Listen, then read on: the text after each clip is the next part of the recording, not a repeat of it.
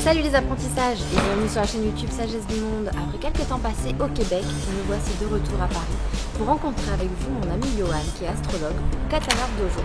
Alors venez avec moi, on va découvrir ensemble ce qu'est l'astrologie.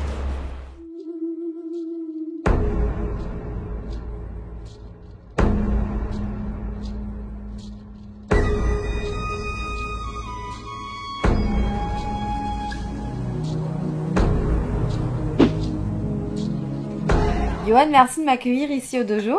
Merci à toi de venir me rendre visite surtout. Merci pour le thé. Avec plaisir. Aujourd'hui, je voudrais te parler de quelque chose parce que toi, t'es astrologue, t'es enseignant des arts martiaux. Mais au final, c'est quoi le rapport en fait entre les arts martiaux et l'astrologie ? Alors c'est vrai que de prime abord, on se dit qu'est-ce qu'il y a à voir entre l'astrologie et puis un art où on cherche à se confronter à l'autre pour se battre. En fait, il y a beaucoup de choses à voir entre ces deux traditions. Quand on pratique l'art martial, on cherche à toute fin à maîtriser ses énergies. Alors maîtriser ses énergies, j'entends physiquement, mentalement, émotionnellement. Et quand on pratique l'astrologie, on cherche à maîtriser, mais pas dans le sens contrôler, dans le sens comprendre les énergies qui nous entourent et dont nous sommes composés. Donc en fait, à toute fin, la finalité des deux, c'est vraiment de comprendre et d'avoir la connaissance des énergies. Mais alors vraiment, d'où ça vient exactement l'astrologie ? C'est une vaste question, ça aussi. Je pense que personne ne peut prétendre savoir d'où vient l'astrologie, donc je ne vais pas prétendre le savoir. En tout cas, ce qu'on sait, c'est qu'il y a à peu près 6000 ans, il y a quelque chose qui s'est passé dans l'humanité. L'humanité a reçu une connaissance, pas que l'astrologie, mais dont l'astrologie faisait partie. Maintenant, de savoir de quelle source venait cette connaissance, alors là, il y a plein de théories, mais en vrai, personne ne sait. Mais quelque chose s'est passé, l'humanité a fait un bond énorme dans son évolution jusqu'à aujourd'hui, quoi qu'on en dise, et l'astrologie a joué de toute façon un rôle majeur dans l'histoire de l'humanité depuis cette époque-là. Voilà. Et est-ce que tu peux nous expliquer le lien qu'il y a entre l'astronomie et l'astrologie ? Parce que je suppose qu'il y a un lien. Alors, je ne suis pas un expert, en tout cas là-dedans. L'astronomie, si tu veux, c'était une ramification, c'était découlé de l'astrologie qui était, elle, et qui est connue pour être la science mère.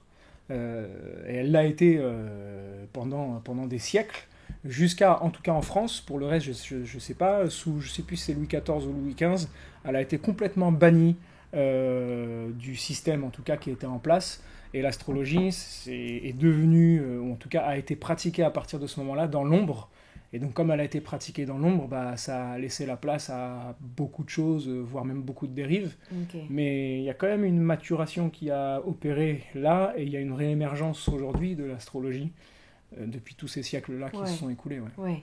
Après, nous, c'est vrai que tout ce qu'on connaît, tout ce que le grand public connaît, c'est quand même l'astrologie des magazines, les horoscopes des journaux. De cette semaine, on va vous donner votre thème astral de la semaine. Enfin voilà, c'est un petit peu... je pense que c'est pas ça la vraie essence de l'astrologie. Non. Et du coup, je pense même que ça en est devenu une insulte à l'astrologie de continuer à appeler ça, à la fin des magazines, l'horoscope ou de l'astrologie. Parce que ça met une confusion énorme dans l'esprit des gens. Ça rend totalement mystique l'astrologie. Et en fait, c'est même pas de l'astrologie, c'est de l'astro-marketing qui permet de faire gagner de l'argent en jouant sur la crédulité des gens qui ont besoin de savoir et qui ont besoin de comprendre. Et on a très bien compris l'esprit humain, et à ce moment-là, on a utilisé ce truc totalement mystique autour de l'astrologie, voyance, prédiction, etc. Oui. Si bien qu'aujourd'hui, l'astro des magazines, c'est tout sauf de l'astrologie.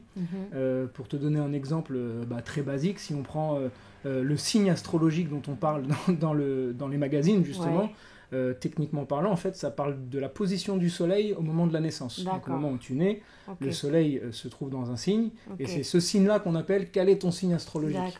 Seulement, une personne, c'est pas avec ça qu'on va prendre conscience des énergies d'une personne. C'est tout le thème. Le thème unique d'une personne, la position du soleil, son ascendant, toute cette forme unique géométrique que forme le thème astral, c'est une œuvre unique qui parle d'une personne unique et qui ne peut pas être résumée à tous les béliers aujourd'hui, vous allez vivre ça, toutes les balances aujourd'hui, vous allez vivre ça.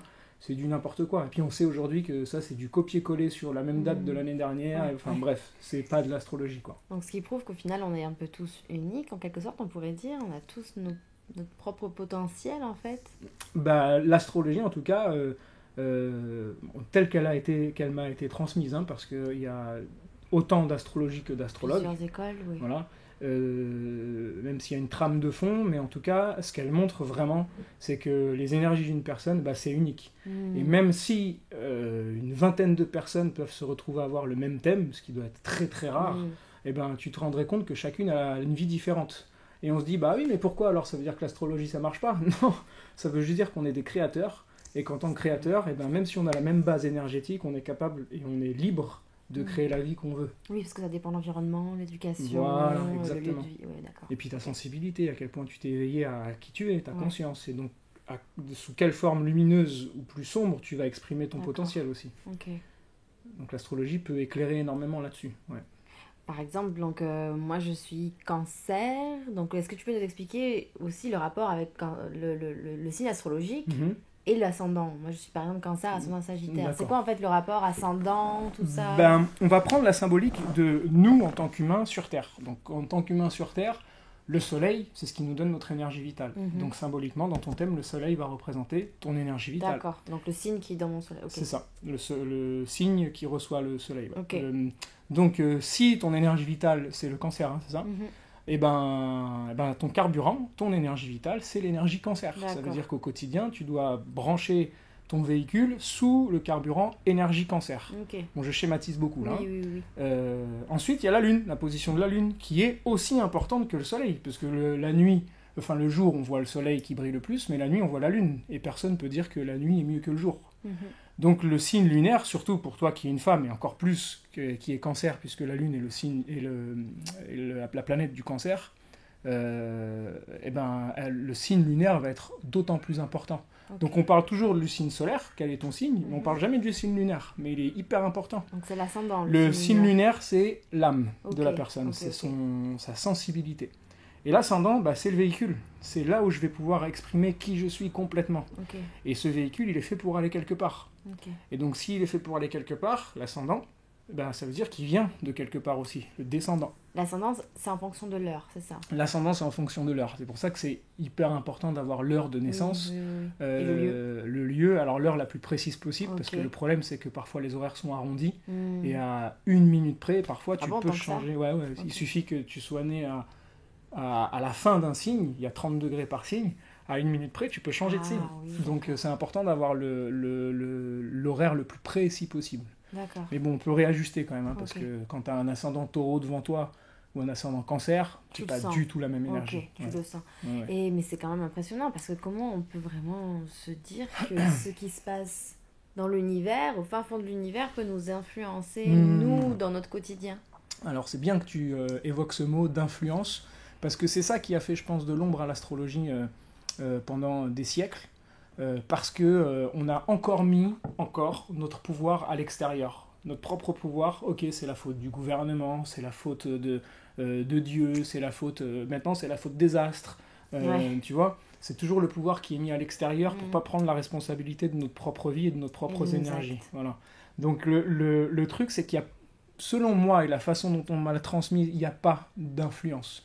On ne sait pas comment ça fonctionne. Une chose qu'on sait, c'est que la physique quantique en ce moment est en train de mettre le doigt sur quelque chose de très intéressant, c'est le fait que tout l'univers qui nous entoure est un. On est un. C'est la même et unique énergie. Voilà. Donc si je touche à l'électron qui est de l'autre côté de l'univers, et ben ça va agir sur un électron qui est là dans une fleur ici. Donc il n'y a pas de... Et les anciens l'avaient déjà compris en disant bah, ce qui est en haut est comme ce qui est en bas. Dans le sens où, en fait, là-haut, c'est un miroir de ton ciel intérieur. Et c'est comme ça, je pense qu'il faut le percevoir. C'est juste, ok, je suis juste en train d'observer moi-même. Quand j'observe l'univers, bah, tu es l'univers, donc tu t'observes toi-même. Et cette symbolique-là, elle remet les choses à leur place. C'est une interaction, c'est tout. C'est une analogie qu'il y a entre le haut, le bas, permanente. Et comment elle va agir bah, avec ma propre subjectivité. En tant qu'être unique, ben, je vais avoir ce même ciel-là. Pourtant, tout le monde dispose du même ciel, oui, c'est ça. Mais on n'est pas composé des mêmes énergies. Donc le réceptacle ne va pas être le même. Donc alors, par exemple, comment ça se passe? On va faire notre thème natal, c'est ça? Et ensuite, en fonction des astres qui évoluent, nous on vieillit en même temps. Et ensuite, j'ai compris. Qu'est-ce qu'il y a d'autre? t'as ton thème natal, c'est Ouais. ton thème de naissance, Ok. qui est là pas pour faire des prédictions, pas pour Non. te dire ce que tu vas vivre dans ta vie, Mhm. parce que ça n'a aucun intérêt, et puis en plus ça marche pas. Par contre, c'est là pour révéler ton potentiel, tes énergies. Et à partir de là, voir si ce que tu vis dans ta vie actuellement, au moment où on se voit, est-ce que ça correspond à ton potentiel. Mhm. Maintenant, il y a les couches superficielles de ces énergies-là. Ton thème restera ton thème toute ta vie. Ok. La seule chose qui va changer, c'est toi. Oui. Et c'est en fonction de quoi? En fonction de la prise de conscience que tu as, de qui tu es. Ce que toi tu vas aller chercher. Exactement. Et plus tu vas aller éveiller ta sensibilité, plus tu vas aller toucher à ta sensibilité, plus tu vas Ta aller toucher plus tard à ta spiritualité, et plus ces énergies-là, elles vont prendre en subtilité aussi. Par contre, si tu es quelqu'un de frustré, qui n'est pas à sa place et tout ça, tu vas rester dans les énergies superficielles du thème d'une façon frustrée. Donc c'est pas le thème le responsable. C'est la façon dont toi tu vas te vivre toi-même déjà. Et après ça, tu vas rythmer ta vie aussi avec la connaissance que tu as de tes énergies. Et un peu comme si, pour te donner l'exemple d'un livre que tu vas lire à tel âge, et 20 ans après tu le ressors, tu vois des trucs hallucinants que tu n'avais pas lu à l'époque, tu dis mais ils ont fait une réédition ou un truc comme ça, ben non. Non, c'est ton regard qui a changé. C'est toi qui as changé, voilà. Et donc le thème c'est pareil. Tu dis mais putain, j'avais pas vu tel truc et tout, déjà c'est peut-être parce que tu n'étais pas prêt à le voir. Ouais. Et c'est aussi parce qu'en fait tu as changé et tu t'es éveillé à d'autres choses, etc. Ok. Voilà. Et donc ensuite vient, voilà, au fur et à mesure que tu vieillis, Mhm. vient la révolution solaire, c'est ça? Alors la révolution, du coup ça c'est ton thème natal.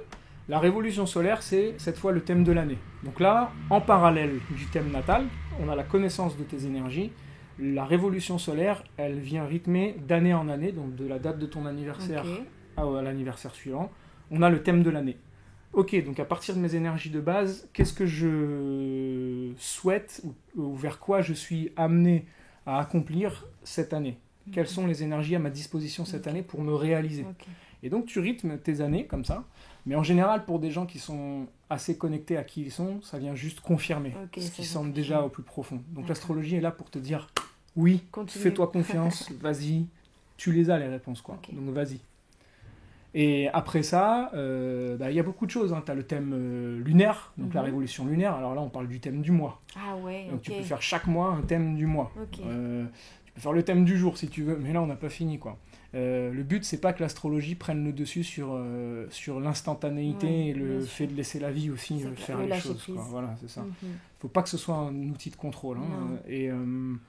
Et après, tu as aussi ce qu'on appelle la synastrie. La synastrie, ça va être, je vais prendre une thème de relation. Des amis, un couple, une relation quelle qu'elle soit. On va juxtaposer les deux thèmes et on va voir où est-ce que les énergies principales de l'un et de l'autre viennent impacter chacun dans sa vie respective. Et toujours en prenant le positif et le négatif. Enfin, oui, ça dépend. Est-ce que les gens que je reçois sont dans une énergie positive ou négative? Si c'est pas le cas, on va faire en sorte que ces énergies-là se mettent en corrélation. Donc il n'y a pas la grande question, est-ce que tu peux regarder si ça va marcher et tout ça? Oui ou non, ça dépend de comment vous êtes prêt à accepter l'énergie de l'autre et surtout de vous sublimer, et donc aussi de sublimer l'autre, etc. Et puis après, tu as le thème horaire. Le thème horaire, c'est un peu comme le tarot que tu dois connaître. C'est un tirage de tarot dans l'instant par rapport à une question. Et là, la personne me dit, ok, j'ai telle question. Moi, je vais monter un thème horaire, c'est-à-dire là où je suis, à l'heure dans laquelle je suis. Et donc c'est moi les influences que j'ai dans le moment. Voilà, moi sur le moment je monte le thème et là tout de suite à l'instinct on va répondre à la question en fonction des énergies du moment. Ça c'est le thème horaire. Donc il peut se faire beaucoup de choses avec l'astrologie. Même le thème d'une entreprise, le thème de ton chat, le thème de ton poisson rouge, si tu veux, tu peux faire plein de trucs. Le thème de sagesse du monde. Le thème de sagesse du monde, mais il faudrait que tu aies l'heure de naissance de sagesse du monde, tu l'as pris? Je crois pas. Mais vraiment, alors voilà, en quoi vraiment l'astrologie peut nous aider au quotidien? Waouh, aujourd'hui, je pense qu'il y a vraiment une réémergence de l'astrologie. Les gens ont de moins en moins peur de ça. Alors ça dépend comment c'est pratiqué aussi, évidemment. Mais surtout aujourd'hui, dans une société dans laquelle beaucoup se sont perdus, où il y a un système, on voit bien que plus rien ne fonctionne, que c'est difficile de cheminer à travers un système qui ne prend pas en considération la sensibilité de chacun et tout ça. L'astrologie, elle est là pour venir faire prendre conscience de notre potentiel unique. Vraiment, c'est à ça que ça doit servir. Et d'ailleurs, je pense que c'est très important de souligner l'aspect qu'il y a et la différence majeure qu'il peut y avoir avec le développement personnel. C'est très bien le développement personnel, c'est un peu à la mode. Seulement, le développement personnel, on va positiver à fond, on va développer une personnalité qui, parfois, souvent, n'est pas en accord avec mon essence. Donc on arrive à se convaincre que tout va bien, je positive à fond, je suis heureux et tout, mais au bout d'un moment, on arrive à s'en convaincre, alors qu'en fait, c'est pas vrai. C'est superficiel aussi. Ouais, voilà. Ça peut être superficiel, et puis on arrive à se convaincre de choses qui sont pas vraies, et on le sait au fond. Donc la connaissance, elle prime la connaissance de soi. Donc quand on a pris connaissance, on accepte qui on est, on se dit ok, ça c'est mon potentiel, allez, je veux y aller. On se forge une personnalité qui va dans le sens de notre essence, les deux sont en accord, et là on peut faire du développement personnel. Parce qu'on va se mettre à développer une personnalité. Tu as ta base déjà, c'est comme un arbre en fait. L'essence de ta personnalité, on en a conscience, Okay. Les racines, ce qui n'est pas visible en plus. Ouais. La personnalité, elle est visible, hein. C'est ce qu'il y a de plus visible, bien la sûr, personnalité. C'est l'ego, ce qu'on appelle l'ego, qui est très bien s'il est en accord avec l'essence. Donc l'astrologie est censée aller dans l'essence de la personne. On peut aller voir plusieurs autres choses, mais moi ce qui m'intéresse c'est vraiment justement d'aller chercher l'essence de la personne. En tout cas c'est vraiment dense l'astrologie. Merci infiniment Johan de nous avoir partagé déjà ces quelques éclaircissements. Avec plaisir. Vraiment je vous conseille d'explorer un peu plus l'astrologie si cela vous appelle. Faire son thème astral, la révolution solaire aussi chaque année, c'est vraiment très intéressant. Merci Johan, en tout cas tu es disponible sur Paris et par plaisir. Skype, c'est ça? Par Skype, ouais, pour ceux qui sont à l'étranger ou quand moi je suis à l'étranger. Merci Johan. Merci beaucoup, à bientôt. Ciao Sylvana.